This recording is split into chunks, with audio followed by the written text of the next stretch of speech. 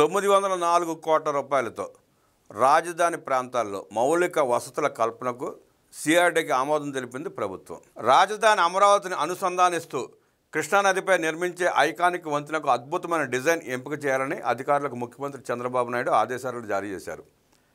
సంప్రదాయ కూచిపూడి నృత్య భంగిమ సహా వేరువేరు నూతన డిజైన్లను పరిశీలించాలని సూచించారు. సచివాలయంలో సీఎం చంద్రబాబు అధ్యక్షతన జరిగిన 51వ సిఆర్డీ అథారిటీ సమావేశం 9 ప్రతిపాదనలకు ఆమోదం తెలియజేసింది. రాజధాని అమరావతిలో చేపట్టే వివిధ ప్రతిష్టాత్మక ప్రాజెక్టులకు ప్రత్యేక వాహక సంస్థ ఎస్పీవీ ఏర్పాటుకు సిఆర్డీ అథారిటీ తన ఆమోదాన్ని తెలియజేసింది. రాజధానిలో చేపట్టనున్న గ్రీన్ఫీల్డ్ ఎయిర్పోర్ట్, ఎన్టీఆర్ విగ్రహ ఏర్పాటు, sports city, smart industries, river front, inner ring road, ropeway లాంటి ప్రాజెక్టులకు ఎస్పీవీ ఏర్పాటు చేసేందుకు అంగీకారాన్ని తెలిపింది. మంగళగిరి గోల్డ్ క్లస్టర్లో జెమ్స్ అండ్ జ్యువెలరీ పార్క్ ఏర్పాటుకు ల్యాండ్ పూలింగ్ స్కీమ్ కింద భూ సమీకరణ చేసేందుకు కూడా అథారిటీ ఆమోదించింది. మంగళగిరిలోని ఆత్మకూరు వద్ద 78 ఎకరాల్లో గోల్డ్ క్లస్టర్ను ఏర్పాటు చేసేందుకు భూ సమీకరణ చేయాలన్న సిఆర్డీ ప్రతిపాదనకు అథారిటీ ఆమోదాన్ని తెలియజేసింది. దీనికోసం ప్రత్యేకంగా ఎల్పీఎస్ నిబంధనలకు కూడా అథారిటీ ఆమోదించింది.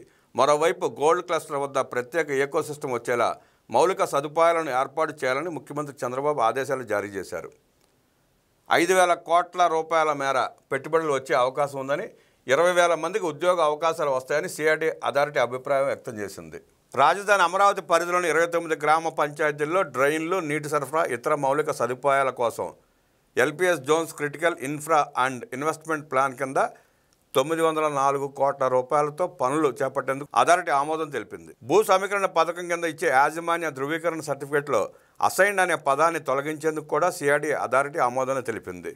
రాజధాని అమరావతి నగరంలో సేవరేజ్ వాటర్ ట్రీట్మెంట్ ప్లాంట్ ఏర్పాటు చేసేందుకు 414 కోట్ల రూపాయలు, అలాగే వాటర్ డిస్ట్రిబ్యూషన్ సెంటర్ను ఏర్పాటు చేసేందుకు 376 కోట్ల రూపాయలతో 376.60 కోట్ల రూపాయలతో ఏర్పాటు చేసేందుకు అథారిటీ అంగీకరించింది. విట్ ఎస్ఆర్ఎం యూనివర్సిటీలకు అదనపు భూ కేటాయింపులు చేసేందుకు సీఎం అధ్యక్షతన అథారిటీ ఆమోదం తెలిపింది.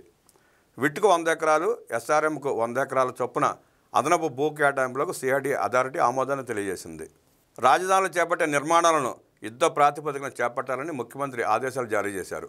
పన్నుల వివరాలను ఎప్పటికప్పుడు తెలియజేసేలా ఆన్లైన్లో ఉంచాలన్నారు. ఈ సీజన్లోనే నిర్మాణాలు పూర్తి చేసి రాజధానికి ఒక రూపం తీసుకురావాలన్నారు. ప్రత్యేక వాహక సంస్థ ద్వారా చేపట్టే స్పోర్ట్స్ సిటీ లాంటి ప్రాజెక్టులను అంతర్జాతీయ ప్రమాణాలతో చేపట్టాలని సీఎం స్పష్టం చేశారు.